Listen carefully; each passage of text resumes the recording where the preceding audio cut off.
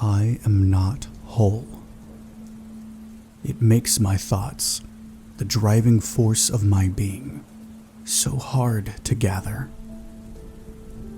I am disjointed, a multitude of molecules and dust, burnt and separated. And all of me, every atom of myself, yearns for a home that I barely remember. The pieces of me that are ash will never rise, and somewhere in the mess of me, I mourn those pieces, taken from me, like everything else, and impossible to retrieve. Who am I? Where do I belong? The trauma of my false death makes it difficult to think. I have known many pains in the eons of my life, but the all-consuming agony of fire has always been the worst. It is one of my only fears, and somehow, on this dirt ball of a planet, I have burned again and again and again. Consciousness returns to me, and I am so small, minuscule, freezing, and once more in a prison of glass. The cold makes me sluggish, the tight confines of the space causing dull panic to rise in me. I have spent so much of this lifetime as a prisoner, and it's impossible to know how much more I can take before there is nothing left of me. A body will regenerate forever, as long as there are cells to gather. But a mind is a much more complex thing. Churning in my glass vial, I recall the shapes and feelings of the many minds that I've touched with my own before. I have felt the rage, the sorrow, the heartbreak, and even the yearning of so many beings. But the echoes of those emotions don't last long. Sometimes I wish they would, so I could dip into them and feel something, anything, besides the slick glass walls around me. Even the worst things are better than nothingness. I might have had a name, but not anymore. I just take whatever moniker my current jailers have bestowed upon me. This time, I am Chimera, and I don't mind that one. The mythology of it isn't my own, but I am indeed ever-changing, in many things all at once. It's fitting.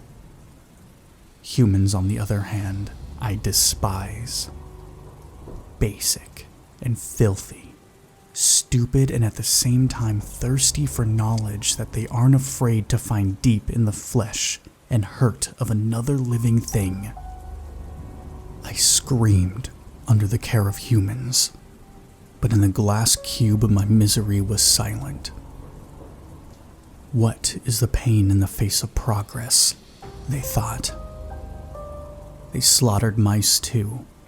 Small white things that squeaked and squealed as the humans sacrificed to the wheel of scientific revolution. Their existences were tiny bright sparkles, easy to extinguish. The monkeys, they were worse though. I could feel their minds when I was finally free, roughly formed clay next to the finer pottery of the humans, but a thinking mind nonetheless. I released them all, monkey and mouse, while I ended the humans upon my escape. Humans. Cruel, but not on purpose. At least not most of them. Inside of them lived empathy, and in a few of them the naive wish for a better future for their offspring. Thoughts of the short-lived, animalistic, and saccharine sweet in their hopefulness. Their bodies nourished me, but their minds taught me little that I didn't know. That is, except the name of my present captor, the Umbral Group. This information may be useless to me, but I like to possess it nonetheless. This misery is novel compared to my previous existence. I've escaped the stupidity of humans once before in a rather small amount of time, and I believe that I will be able to do it again.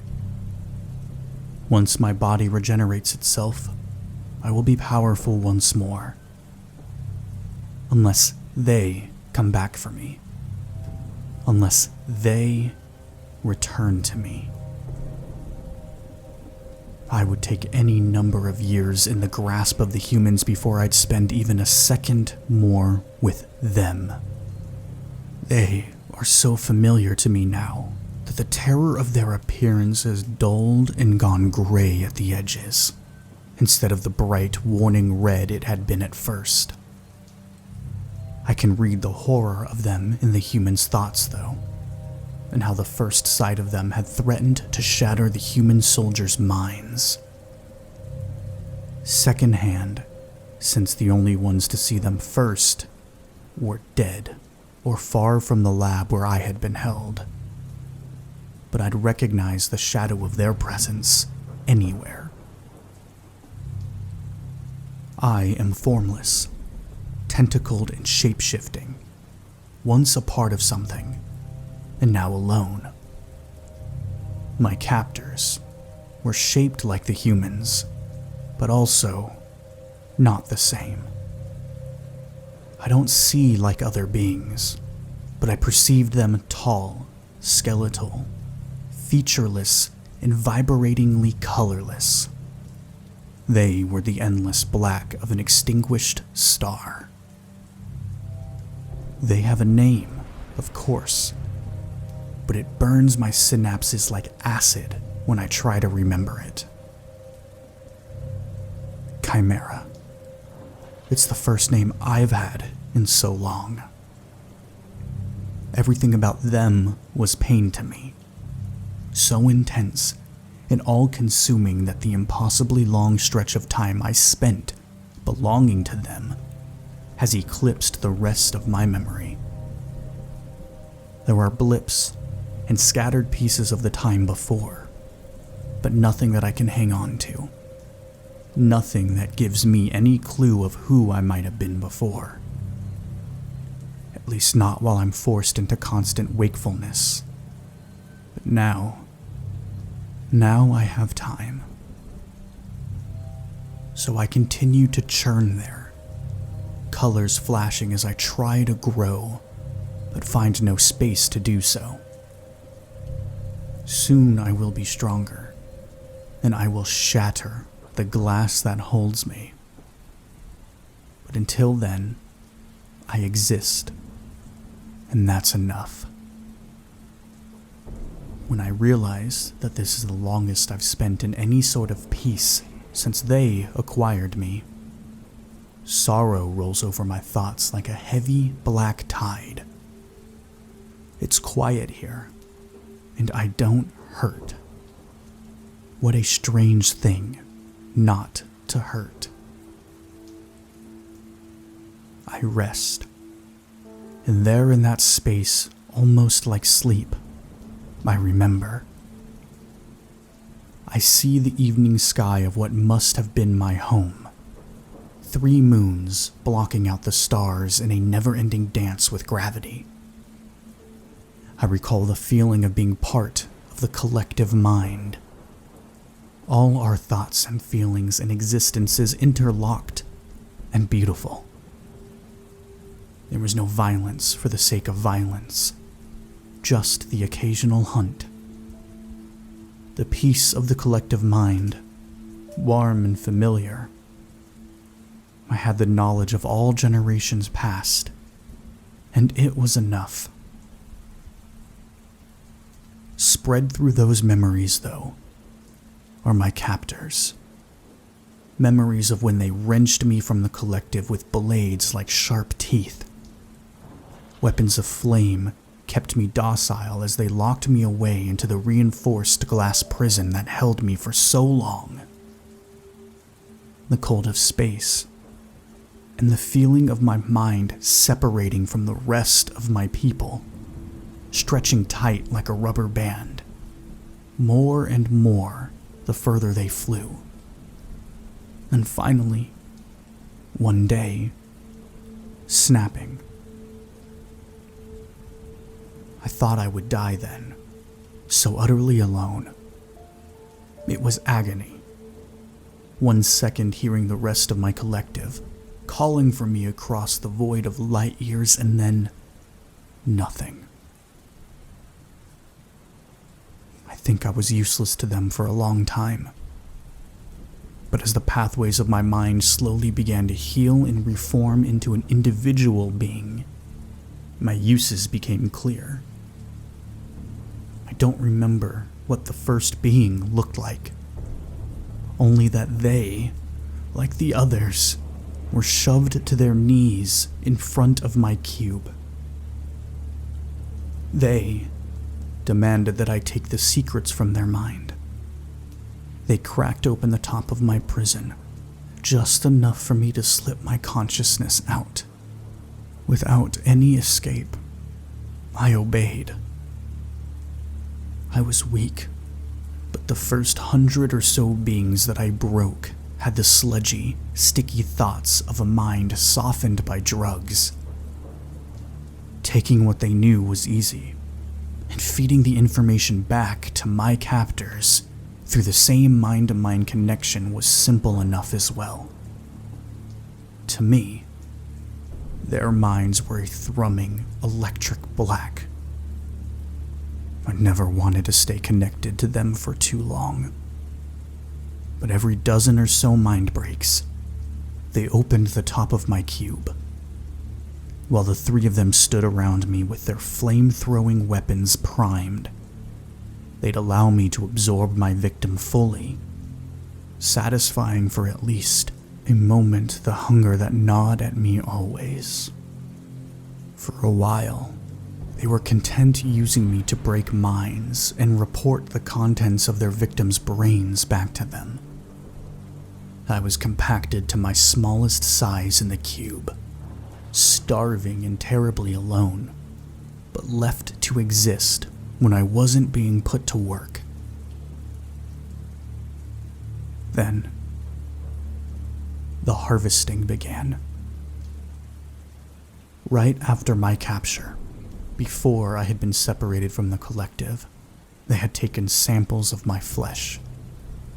My regenerative abilities weren't the reason they had cut me away, but when one of the 3 had returned to the ship terribly injured, their eyes had turned in my direction.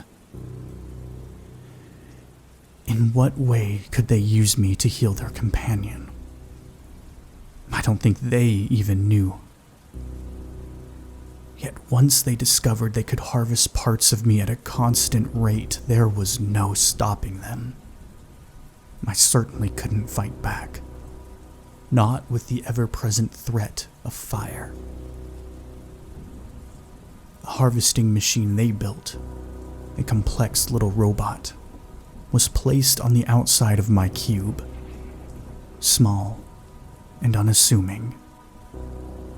Countless times a day I would activate, boring through the strange glass and inserting a whole saw.